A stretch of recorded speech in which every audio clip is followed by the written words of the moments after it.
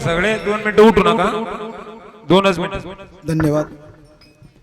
सर्व भजनी मंडळ आणि टाळकरी मंडळीसाठी एकदा सर्वांनी जोरदार टाळी वाजवा. एकदा बालयोगी ब्रह्ममूर्ती बाबाजी महाराज चाळक यांच्यासाठी सुद्धा एकदा जोरदार टाळी वाजवा. आपण आमच्या सुरासे पाटील परिवारावर प्रेम करणारी संभाजीनगर जिल्ह्यातून, नाशिक जिल्ह्यातून, अहिल्यानगर जिल्ह्यातून, वैजापूर तालुक्यातील अगदी गावागावातील या ठिकाणी सर्व नातेवाईक असतील, त्याचप्रमाणे आमच्या सुरासे पाटील परिवारावर प्रेम करणारे सर्व मित्रपरिवार असेल, स्नेहीजन असतील, आप्तेष्ट मंडळी असतील, सर्वप्रथम मी आमच्या सुरासे पाटील परिवाराच्या वतीने आपणा सर्वांचे ऋणनिर्देश या ठिकाणी व्यक्त करतो. वैकुंठवासी कैलासवासी केशवराव किसनराव पाटील सुरासे अर्थात आमचे चुलते सुरासे साहेब म्हणून संपूर्ण वैजापूर जिल्ह्यामध्ये नव्हे तर संभाजीनगर जिल्ह्यामध्ये सुरासे साहेबांना ओळखत नाही असं गाव एकही नाही. खरं तर महाराजांनी अगदी सुंदर असा अभंग आज या ठिकाणी घेतला, झाला प्रेतरूप शरीराचा भाव. आणि त्या अभंगावर निरूपण करत असताना बालयोगी ब्रह्ममूर्ती बाबाजी महाराज चाळक आपणा मुखार विंदातून हे कीर्तन श्रवण करत असताना असं वाटतंय, अजूनही वाटतंय की हे कीर्तन संपूच नये. त्याचं कारण आहे महाराज. त्याचं कारण असं आहे की एक तर उत्तरायण संपून अगदी दक्षिणायाच्या या जोडावर, उत्तरायण म्हणजे पुरुषोत्तम मासाच्या पवित्र आणि अधिक मासाच्या पवित्र पर्वकालामध्ये आमचे चुलते, आमचे सर्व परिवाराचे काका यांनी देह ठेवलेला आहे.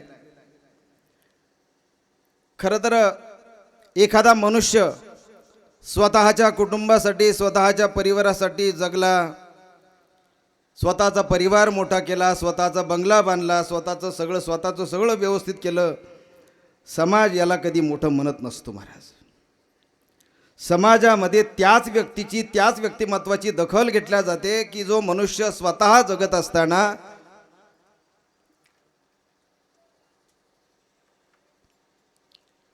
इतर समाजाला सुद्धा बरोबर, तळागाळातील समाजाला सुद्धा बरोबर घेऊन जातो. सुरासे साहेबांच्या बाबतीमध्ये मी स्वतः बोलण्यापेक्षा अनेक मान्यवर या ठिकाणी जमलेले आहेत. आमचे प्रत्येकाचं काय नाव घेऊ, परंतु सर्वच मोठी मंडळी या ठिकाणी, जगताप साहेब, आमचे डी के पाटील आहे, सर्वच जण आपण सर्वजण उपस्थित आहात, त्याला साक्षीदार आपण आहात.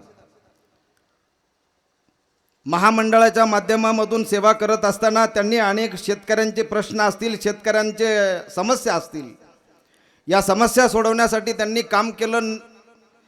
केवळ कुटुंबासाठी नाही तर अगदी तळागाळातील शेतकऱ्यांसाठी सुद्धा आपली नोकरी व्यवसाय सांभाळून ते काम करत होते. आणि त्यांचा वारसा, हा समाजकारणाचा वारसा आमच्या कुटुंबामध्ये अगदी मोठ्या प्रभावीपणे आमचे शैलेश भैया सुरासे पाटील असतील, आमचे शैलेश भैया तो वारसा पुढे चालवतात, याचा आम्हाला सार्थ अभिमान आहे.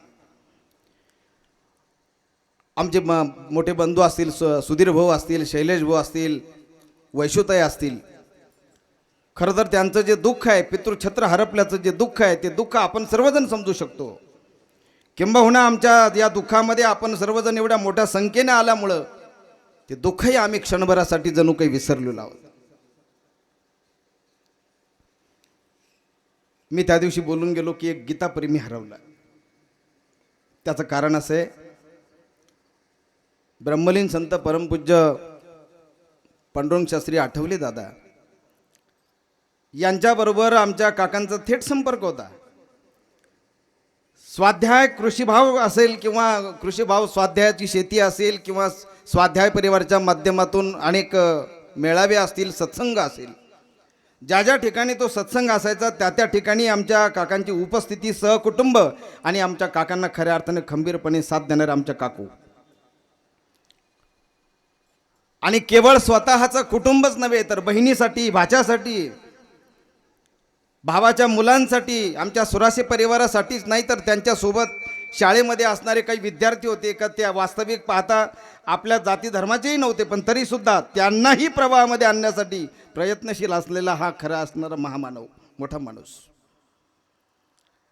आणि म्हणून ही जी गर्दी जमते ती गर्दी सर्वांसाठी कधी जमत नसते. ती गर्दी समाजामध्ये काम करणारी जी माणसं असतात त्याची दखल ठेवणारी सुद्धा जाणकार माणसं आपल्या अवतीभोवती आहेत महाराज. त्याची जाणीव खऱ्या अर्थाने अशा कार्यक्रमाच्या निमित्ताने आज त्यांच्या दशक्रिया विधीच्या निमित्ताने आपल्याला होत आहे. बाबाजी महाराज बरोबर बोलले की त्यांनी काम करत असताना संपूर्ण परिवारच नव्हे तर आणि गावाबद्दल, आमच्या गोळवडी गावाबद्दल प्रचंड अभिमान त्यांना होता, आपल्या मातृभूमीबद्दल. आणि म्हणून असावा तू का नसू नये, जननी जन्मभूमीश स्वर्गात पिगरीच, या न्यायाने त्यांना तो तर होताच. परंतु जात असताना अगदी शेवटच्या काळामध्ये उत्तरार्धामध्ये सुद्धा आनंदाने देह ठेवून, जसं पौर्णिमेच्या चंद्राने उगावं, पौर्णिमेच्या दिवशी त्याने लख प्रकाश पाडावा, त्याचं कर्तृत्व त्याने सिद्ध करावं आणि पौर्णिमेनंतर हळूहळू एक एक कला त्याने कमी करत करत करत अमावस्येपर्यंत जाईपर्यंत सुद्धा हसत हसत या जगाचा निरोप घ्यावा आणि या काळोखात पुन्हा विरून जावं, या पद्धतीने त्यांचं जीवन शेवटपर्यंत अगदी. कारण ज्या क्षणी शरीर शिथिल झालं होतं त्या क्षणी ज्यावेळेस आम्ही भेटायला गेलो त्यावेळेसही त्यांच्या चेहऱ्यावरचा भाव तोच होता. मला असं वाटतं त्यांचा चेहऱ्यावरचा भाव हा आजही आपल्याला जो फोटोमध्ये दिसतोय ना तोच शेवटपर्यंत टिकला.